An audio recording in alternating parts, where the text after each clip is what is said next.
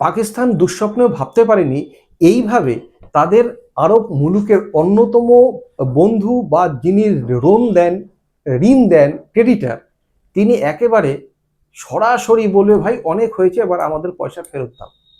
আসলে এই সময় পাকিস্তানে ঠিক আজকের ডেটে পাকিস্তানের অর্থনৈতিক অবস্থা এতটা খারাপ যে ফরেন এক্সচেঞ্জ অর্থাৎ ফরেন রিজার্ভ একেবারে তলানিতে এসে পড়েছে। একটা হিসাবে জানা যাচ্ছে যে সেখানে বর্তমানে মাত্র $16 বিলিয়ন রয়েছে এবং সেই $16 বিলিয়ন দিয়ে তাদের নুন আনতে পান্তা ফোরানোর মতো দশা। দ্রব্যমূল্যের দাম আকাশ ছোঁয়া। পেট্রোল বা ডিজেলের দাম, যেমন ডিজেলের দাম যেটা জানতে পারলাম সেটা হচ্ছে প্রায় 550 টাকার কাছাকাছি এবং পেট্রোল 1 লিটারে 450 টাকার উপরে। মানুষ খেতে পারছে না, মানে ভীষণভাবে নাজেহাল অবস্থা পাকিস্তানের।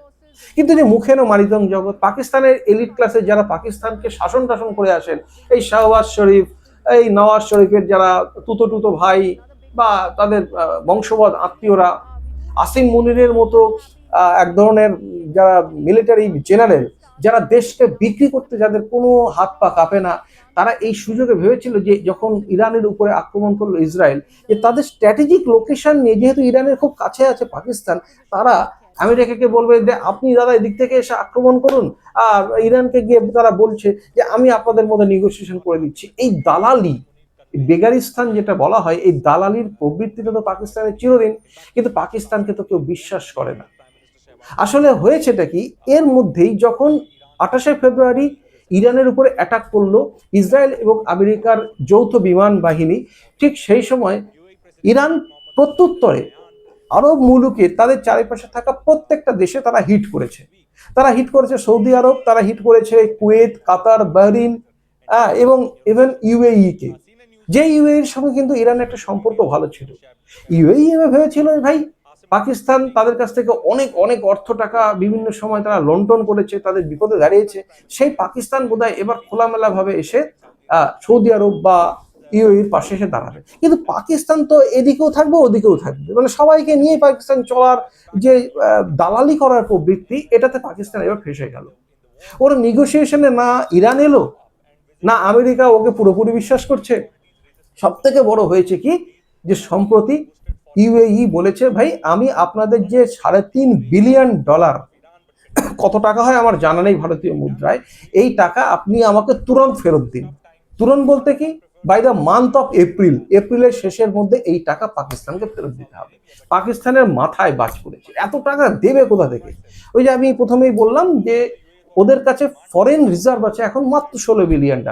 তারা এই $16 বিলিয়ন মধ্যে প্রায় $3.5 বিলিয়ন যদি দিয়েই দেয়, তাহলে ওদের এত পরিমাণ টাকাটা কিভাবে চলবে? এদিকে চায়না বলেছে যে আমাকে $220 মিলিয়ন, যেটা সিপিইসি চায়না পাকিস্তান ইকোনমিক করিডোরের জন্য দেওয়া হয়েছিল, সেই টাকা আপনি এখন রিফান্ড করুন।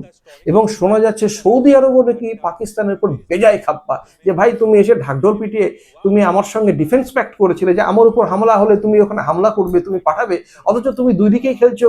তুমি যেমন হামাসের ওইখানে অর্থাৎ গাজাতে তুমি ইসরায়েলের যে পিস অ্যাকর্ড, যেটা ওয়ার্ল্ড ইকোনমিক ফোরামে গিয়ে ঘোষণা করেছিলেন ডোনাল্ড ট্রাম্প, সেখানেও তুমি আছো, ইসরায়েলের বা আমেরিকার মদতে সেখানে সৈন্য পাঠাবে, আবার তুমি আমাদের সঙ্গে বিপদে এসে দাঁড়াবে না, আবার তুমি ইরানকে নিয়েও খেলবে, ওগুলো হবে না।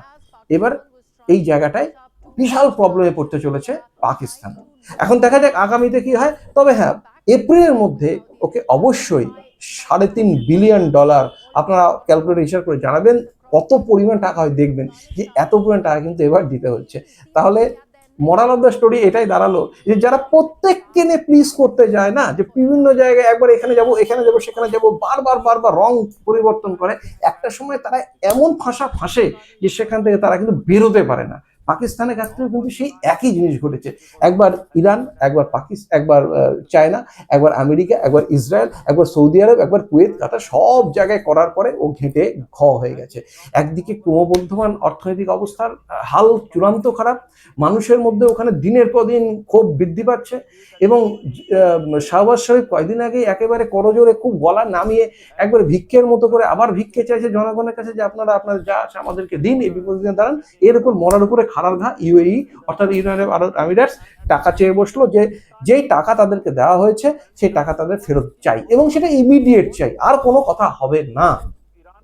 আজকে এই তথ্যটা আপনাদের সঙ্গে শেয়ার করলাম।